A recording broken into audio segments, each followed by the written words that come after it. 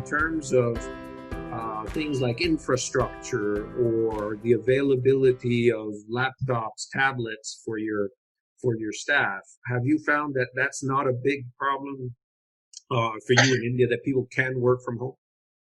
So Vincent, coming back to my earlier point, 10 to 15 days before the lockdown started, we saw this coming.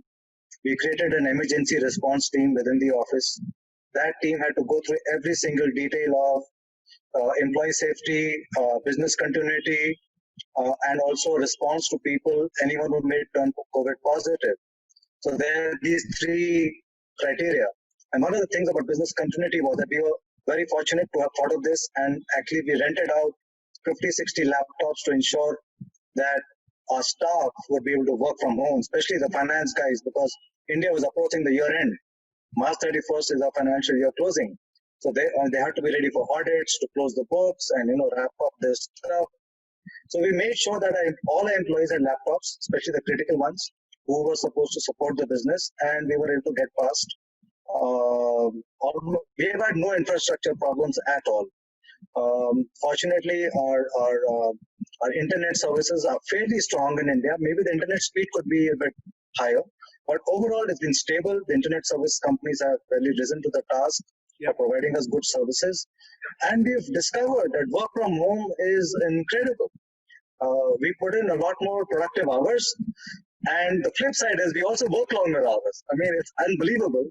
But I have not watched a single movie in 2 months, So there's just been no time, So Can you just we're working long hours even at work, at home. So understood? Can you speak to that a little bit? Because I think a lot of leaders, and this is not specific to India, but a lot of leaders around the world are telling me exactly the same thing, that they're actually surprised at the productivity when people are working virtually from home. Can you speak to that a bit more? yes, so I've been thinking about this, Vincent. How is it that it's happening, that meetings are more productive, they're more focused? And the reason is that we are on the internet, on Zoom or team meetings or whatever. Everyone has to be very crisp. They have to be ready with the data and share it on the screen. There is very little time for moving to a meeting, getting people together. One thing that I've noticed is everybody comes on time. It is remarkable.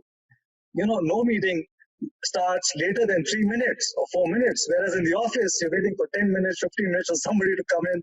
We tend to sort of postpone the meeting by half an hour because someone's stuck in some traffic jam somewhere.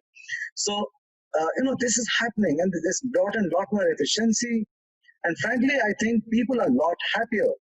Though they're putting in longer hours, which they never expected to at home, they're also being able to spend time with their loved ones, especially the mothers with their children. They're happier, they're more productive, they're working later on their own. Obviously, we don't ask them to, but they're doing it voluntarily. And the quality of data and interpretation of data and analysis far sharper than I ever thought it would be. So yes, it's been quite a lovely surprise. Yes. But there's a flip side to this, Vincent, which I must mention. It is the lockdown, because of its the way it is being curated in India, is taking a huge toll on people's mental health. Yes. Now, I'm a cyclist. I've been sort of getting away sometime early in the morning. But a lot of people have not been running or cycling for 2 months, especially the ones who have been active.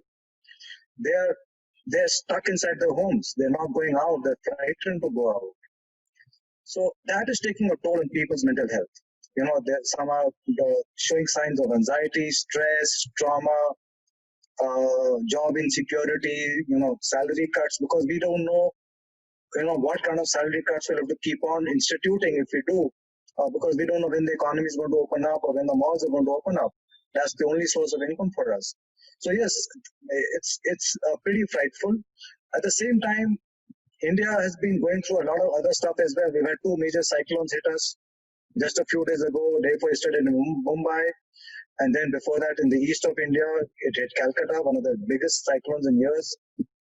And we also have a huge border issue coming up with China, which is becoming very serious. So, when you look at the environment around you, it's a stressful environment. It's not just COVID we're dealing with, it's something very similar to what Americans will be going through right now with the stressful environment they have in their own country.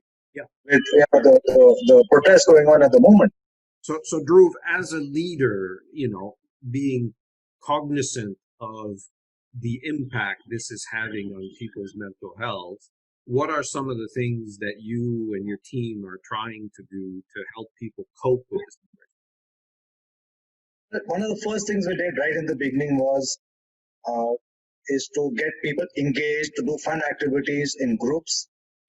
We never had a employee Facebook group. Now we have one, and we encourage people to participate there, post pictures of what they're doing at home, and games and contests, like I mentioned to you. That's one part of it.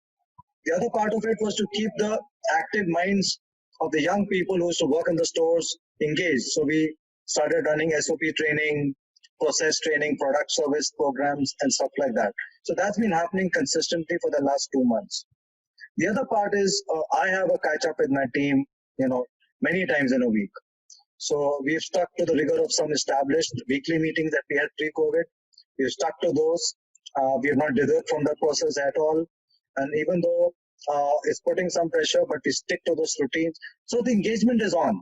It could be better in some cases, but whenever I do find that a particular employee is buckling under pressure or is going through something, one of us always reaches out to have a chat.